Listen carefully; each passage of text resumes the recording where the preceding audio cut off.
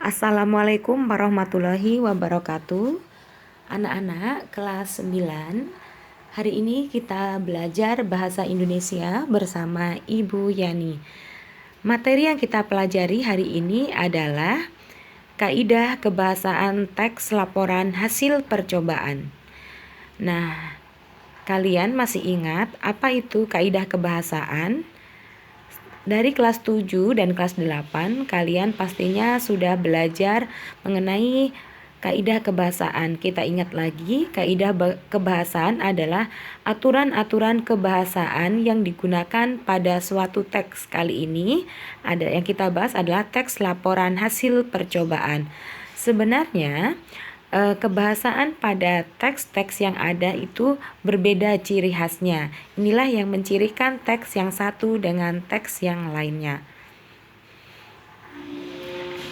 Nah, sebelum kita masuk ke materi, kita akan memaparkan apa sih tujuan pembelajaran kita hari ini. Tujuan pembelajaran kita hari ini ada dua. Yang pertama, siswa mampu mengidentifikasi kebahasaan teks laporan hasil percobaan.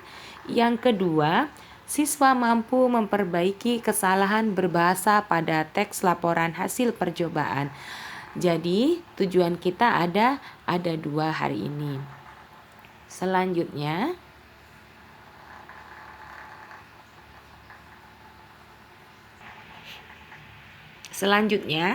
apa saja sih yang kaidah kebahasaan yang ada pada teks laporan hasil percobaan? Yang pertama, ada kata bilangan. Yang kedua, sinonim dan antonim. Yang ketiga, ada kalimat perintah. Yang keempat, ada kata hubung. Kita akan membahas ciri yang pertama yaitu sinonim dan antonim. Sinonim itu persamaan makna kata. Sering Ibu mendengar bahwasanya siswa mendefinisikan sinonim itu adalah persamaan kata, bukan persamaan kata, tapi yang kita tekankan adalah makna kata ya. Contoh, struktur itu memiliki persamaan makna kata dengan kata bentuk. Dalam bahasa Indonesia, persamaan kita dilambangkan dengan tanda sama dengan. Apabila nanti kalian ada ujian tes potensi akademik di tes-tes apapun, apabila ada kata dan ada kata tanda baca sama dengan, berarti itu yang dimaksud adalah persamaan makna kata atau sinonim.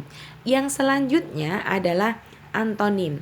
Lagi-lagi antonim bukan lawan kata tapi lawan makna kata ya. Ingat makna kata. Contoh, aduk itu memiliki lawan kata dengan diamkan. Tandanya kalau dalam bahasa Indonesia dia menggunakan tanda silang X ya, menggunakan tanda X artinya berlawanan. Oke. Selanjutnya kita akan bahas materi yang kedua yaitu kata bilangan. Karena teks laporan hasil percobaan itu adalah percobaan, dia menyediakan alat dan bahan, maka biasanya dia menggunakan kata bilangan. Kata bilangan adalah kata yang digunakan untuk menentukan jumlah.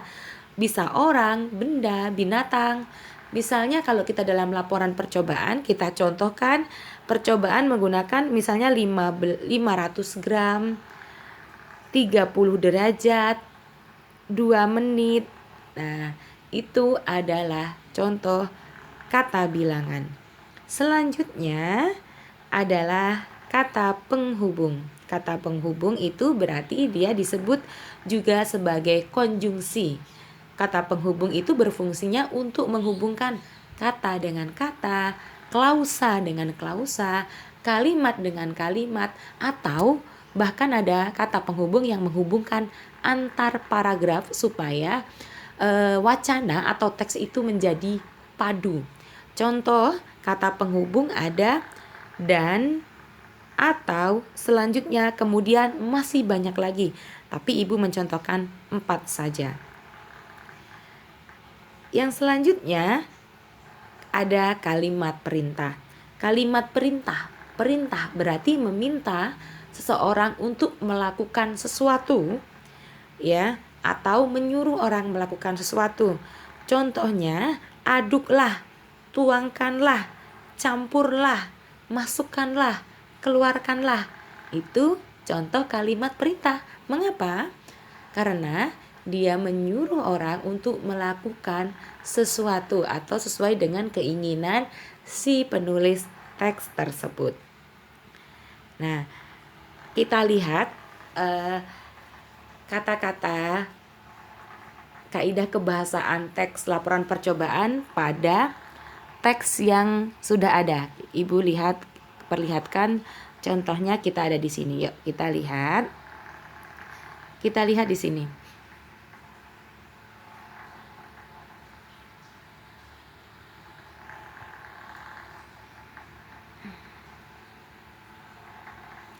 Kita lihat di sini ada kita lihat pada alat dan bahan. Biasanya anak-anak untuk kaidah kebahasan itu paling menonjol di alat dan bahan dan langkah-langkah.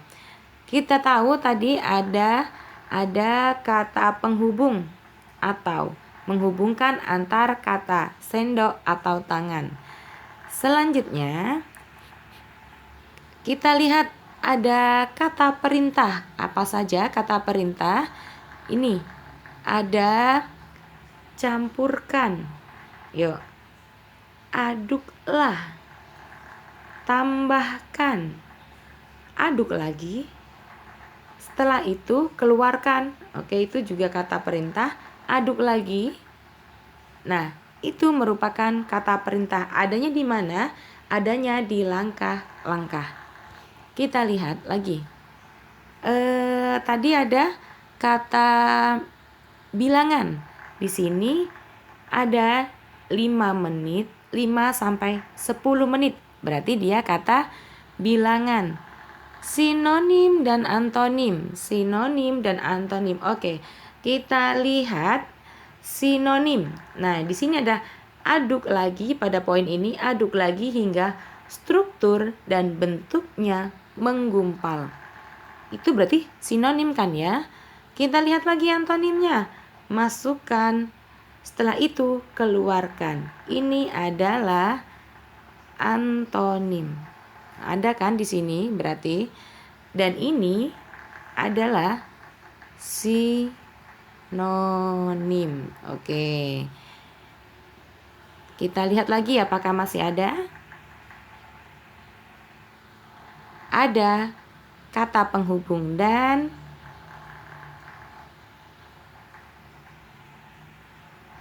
sudah.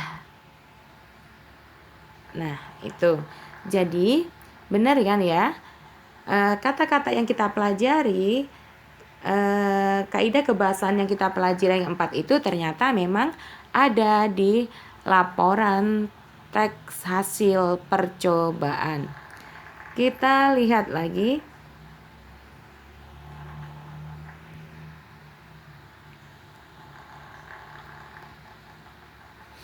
Setelah kita melihat contohnya, untuk menguji pemahaman kamu mengenai teks laporan hasil percobaan, Ibu sudah menyediakan Google Form yang ada di Google Classroom. Kalian mengerjakan tugas yang Ibu berikan. Terima kasih. Wassalamualaikum warahmatullahi wabarakatuh.